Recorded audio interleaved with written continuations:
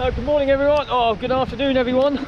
Welcome back to the channel. My name is Pete, and today I thought, well, because it's been this rain has been hitting Norwich now for nearly 40 hours. Yarmouth is flooded and there's also, I just thought I need to get out. I just need to get out and do something. So I thought what I'll do, I'll take you to one of my stomping grounds in the park. You probably recognise one of these things behind me. This is Horsford Mill. There's a video going back a while ago where I used to abseil off this as a kid.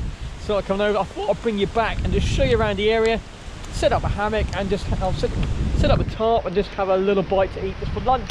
Just something to do, just have a little bit of practice and just get out in the rain, because you don't have to have nice weather to have a good time outdoors.